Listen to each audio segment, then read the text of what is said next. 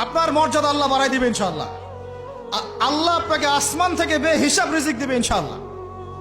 যে বোন পর্দা করছো না, আজকেই পর্দা ধরো ইনশাআল্লাহ। যারা পরিবারের প্রতি শিথিল, পরিবারের প্রতি কঠোর হন, আপনার সন্তানের প্রতি কঠোর হন, ভাইয়ের প্রতি কঠোর হন। দেখেন আপনার ভাই গোপনে জেনা করছে কিনা, মেয়েটা গোপনে জেনা করছে কিনা। এই ফ্রি মিক্সিং ত্যাগ করেন, ফ্রি মিক্সিং এর সংস্কৃতি ত্যাগ করেন, মোবাইলের সেলফির সংস্কৃতি ত্যাগ করেন, শোডাউন আইওয়াশ এগুলো বন্ধ করেন, কিছু করার চেষ্টা করেন আল্লাহর জন্য। আল্লাহ পাক সবাইকে তৌফিক দান করেন।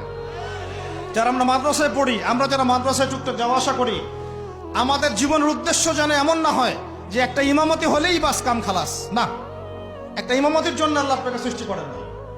একটা বই লিখেছি বাস অনেক কিছু হয়ে গেছে, একটা মাদ্রাসা প্রতিষ্ঠা করেছি বাস অনেক কিছু করে ফেলেছি, এমন ভাবে কখনো চিন্তা করবেন না। স্বপ্ন বড় করেন, লম্বা স্বপ্ন দেখেন, দীর্ঘ স্বপ্ন দেখেন, বাইতুল মুকাদ্দাস পর্যন্ত স্বপ্ন নিয়ে যান। আল্লাহ তৌফিক দান করেন।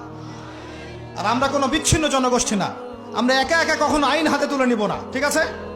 আমরা একটা পুরো জাতি করবো ইনশাআল্লাহ, ওই জাতিগতভাবে আমরা এগিয়ে যাবো ইনশাআল্লাহ। আল্লাহ পাক আমাদের প্রশাসনকে হেদায়েত দেন, সরকারকে হেদায়েত দেন, আম জনগণকে হেদায়েত দেন, মা বোনদেরকে হেদায়েত দেন, যুবক ভাইদেরকে হেদায়েত দেন। আর আমাদের এক একটা বাচ্চাকে আমরা আবু উবাইদার মতো বড় করবো ইনশাআল্লাহ।